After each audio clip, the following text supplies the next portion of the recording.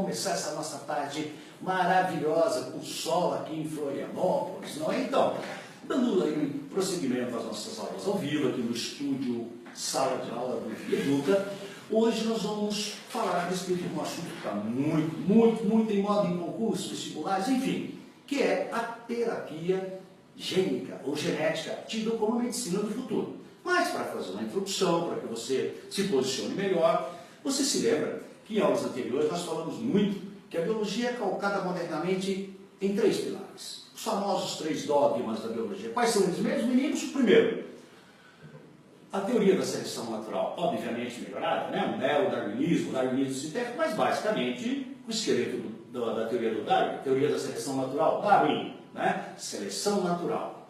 Muito bem. O segundo, aliás, Mengele e Darwin foram contemporâneos, você sabia? Só que Darwin morava na ilha, na Inglaterra, enquanto que Mengele morava no continente, no centro da Europa. Infelizmente, Darwin não leu os trabalhos de Mengele. Mas o segundo pilar, Mengele, a transmissibilidade das características hereditárias. Você lembra? Primeira lei, segunda lei. Mas hoje nós vamos abordar o terceiro dogma da biologia, bem mais moderno, 1950, 52, James Watson. Muito bem, teu professor fala o modelo de Watson-Crick. Muito bem. O que diz essa ideia de Watson-Crick que revolucionou toda a biologia? A descoberta do DNA. Como é que a gente resume toda a ideia de Watson? Simples, meninos. Nunca se esqueça. Um gene, um enzima. Você vê que depois do projeto Genoma, quando foram sequenciados todos os genes, 48 mil genes aproximadamente, em 46 cromossomos na espécie humana, nós conseguimos entender que cada um cromossomo é uma molécula de DNA de aproximadamente 200 metros, formado por vários genes. Por exemplo, variando de 200 a 3 mil genes por cada cromossomo em média, só para você ter uma ideia, 48 mil genes em 46 cromossomos, em 23 pares. Muito bom, senhores. Então, observe o seguinte, hoje é muito comum ele tentar levar você para um equívoco fácil, confundir entre o que é clonagem, a terapia de célula-tronco, o organismo geneticamente modificado, também chamado de transgênico, e o que nós vamos abordar, que é a terapia genética ou terapia gênica.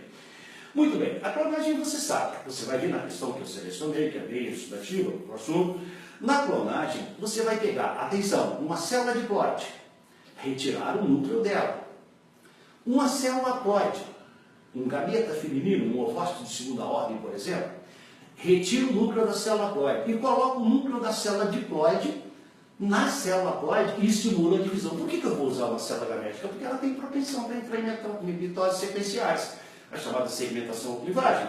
Então eu pego uma célula gametérica, retiro o núcleo, pego uma célula, um ovócito de uma fêmea qualquer, haploide, retiro o núcleo dele, coloco o núcleo da minha célula diploide, estimula, eu produzo um segundo dímero. Às vezes eu estou até precisando precisaria de um clone para me dar uma força. Isso é a clonagem. Muito já praticada de rotina, né, nos laboratórios mais desenvolvidos. A teoria de célula-tronco, você conhece também, utilizar uma célula que não ainda se diferenciou, né? Antigamente se usava células embrionárias, hoje há procedimentos que você pega uma célula já diferenciada e retroage o processo.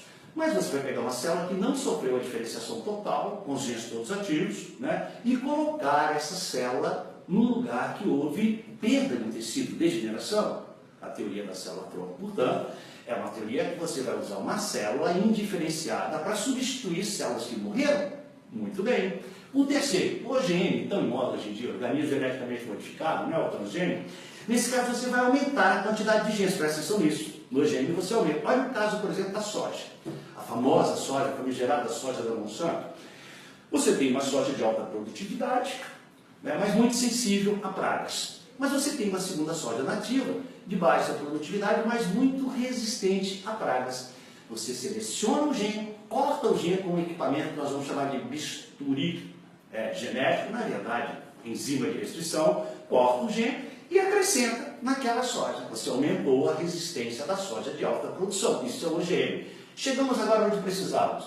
A terapia gênica. Bom, a terapia gênica é um procedimento, com muito cuidado agora, que você vai colocar um gene saudável, um gene normal, no lugar de um gene deficitário. Ela pode ser utilizada para prevenir ou para curar doenças genéticas. Eu vou te mostrar casos, né, aqui, por exemplo, em bebês, hoje existe a ideia de se pegar o bebê antes do 3º mês, que é quando termina a formação de todos os órgãos sistemas da espécie humana, ver o genoma do bebê, retirar uma célula no útero da mãe ainda, no líquido amniótico, pegar o núcleo, ampliar, olhar se todos os cromossomos estão com todos os genes baseados no genoma humano normal. Se falta um gene, ou se tem um gene deletério, eu pego um doador saudável, corto esse gene, e aí é que está a questão, como é que eu vou cortar? Né? Com um bisturi, você sabe que é uma metáfora, não tem um bisturi genético, mas seleciono o gene saudável, acrescento esse gene no bebê, no líquido amniótico, as células de divisão vão incorporar e o bebê não terá aquela doença genética. Muito bem. Então preste atenção agora nos modelos que eu vou estar mostrando para você. Primeiro, você observa ele mostrando como as células do paciente são retiradas. Isso no adulto, né? Poderia ter sido feito com prevenção no bebê. São retiradas. 2. Um vírus é modificado em laboratório para receber o DNA. Percebeu? Ele vai utilizar um vírus na terapia gênica em adulto como vetor. Ele vai colocar o gene que ele quer que a célula do doente incorpore num vírus. Por quê?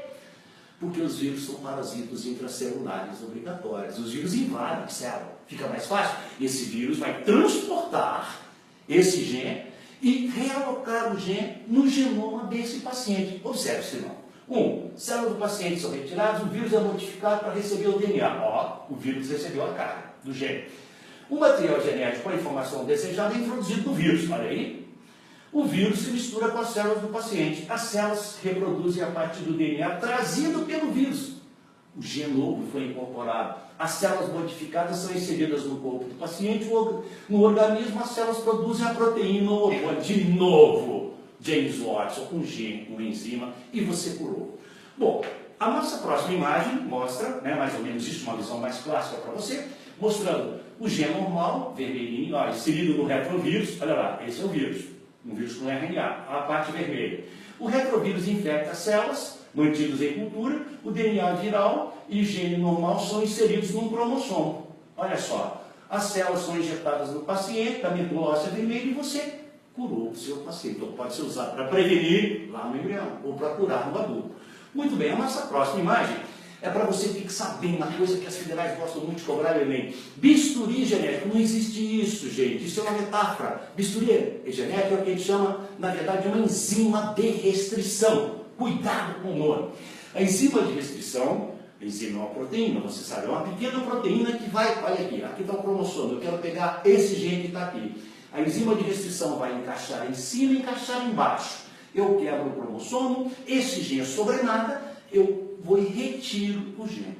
Entendeu? A enzima de restrição ou bisturi genético é utilizada para cortar o gene que eu quero no cromossomo do doador. Muito bem. A próxima imagem, senhores, mostrando de uma forma mais didática. A enzima corta ambas as fitas do DNA. Olha lá, cortou. Ó, DNA de uma outra espécie. Os fragmentos do DNA se juntam nas extremidades adesivas. Extremidades adesivas, extremidades. E você tem agora, olha aí, você tem, ó, esse pedaço DNA recombinante. Olha só. Aliás, essa coisa DNA recombinante é muito utilizada atualmente em bactérias para produzir insulina humana. Eu pego o DNA, acrescento na bactéria, no plasmídio. O plasmídio é um DNA complementar que aparece em certas bactérias, circular, né? Você insere ali um gene tirado de um humano, do pâncreas de um humano, das ilhotas de Langerhans, coloca na bactéria, a bactéria passa a produzir a insulina humana. Maravilhosa essa medicina moderna, né, meninos? Muito bom. Aqui agora, finalmente, como eu te disse, para te provar como isso tem surgido em vestibulares. Olha essa questão da UFT. Muito bem, eu vou ler para você.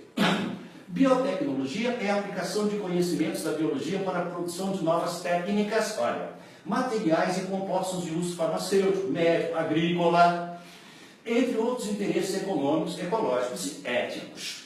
Sobre tecnologia de manipulação genética, é correto afirmar, atenção agora, a tecnologia do DNA recombinante baseia-se na troca de pedaços de genes entre organismos da mesma espécie, formando um ser recombinante. Não, né, moçada? Não há troca de genes. Olha só, DNA recombinante você utiliza, você acrescenta o DNA que não tem naquela bactéria, pega o pâncreas humano, ilhotas de Langerhans, pega um gene que produz insulina lá nas células beta e coloca na bactéria. A bactéria passa a produzir insulina falsa. Então, não tem troca de pedaços falsos. Questão muito bem feita. Parece muito Enem, hein? B. A base da clonagem é a tecnologia de transplante de núcleo. Sim, tiro o núcleo da minha célula diploide e coloco uma célula gamética haploide, onde o núcleo de uma célula diploide é implantado em uma célula reprodutora haploide. Perfeito? Nucleada? Não! Você tira o núcleo da célula haploide e substitui pela diploide. Falsa. C. Enzimas de restrição são especializadas em cortar fragmentos de DNA. Sim, a enzima de restrição é o bisturi genético para cortar. Olha como eu te engano. Fragmentos de DNA em sítios aleatórios? Não. O que é aleatório? Lembra de Cristo? A última frase de Cristo? Alea jacta est. A sorte está lançada. Aleatório, casual. Não é casual. Observe que a enzima de restrição são especializadas em cortar fragmentos específicos de DNA. Falsa. Letra D. A tecnologia de amplificação de DNA, ou PCR, eu estou tentando usar isso para quê, crianças? Para diagnóstico de maré vermelha aqui em Florianópolis. É um exame bem interessante para determinar rapidamente se a maré vermelha é tóxica ou atóxica. Chama-se PCR, reação em cadeia de polimerase, que é uma enzima. Fundamenta-se na produção de muitas cópias de uma região específica do DNA. É essa! Então, olha só, a ampliação do DNA, PCR, viveu um termo novo. Ou seja, a reação de cadeia de polimerase, eu vou duplicar vários pedaços de uma região que eu preciso do DNA. Tá? Vou falar, professor, muito difícil. Sim, mas você já eliminou A, B, C, vai para D. Plasmídios são moléculas circulares de DNA. São. De função desconhecida? Não! Os plasmídios aparecem muito em bactérias. Você sabe que no Monera, nos procariontes, o DNA é circular, não é linear como nas nossas células eucariontes. Nesses procariontes, existe um material, pode existir um material genético complementar que normalmente confere à bactéria, inclusive, uma resistência maior aos antibióticos. É um dos grandes problemas. Então, o plasmídio é um pedaço de DNA complementar que confere à bactéria uma patogenicidade adicional, capacidade de provocar uma doença. Então, plasmídios são moléculas circulares de DNA? Sim. De função desconhecida? Não! Presente no material genético de algumas bactérias. Só a função desconhecida está errada. Letra B, questão maravilhosa. Crianças, um beijo grande, a gente se vê brevemente. Fiquem com Deus e... Quer saber mais? Vem pro VIA você também, vem!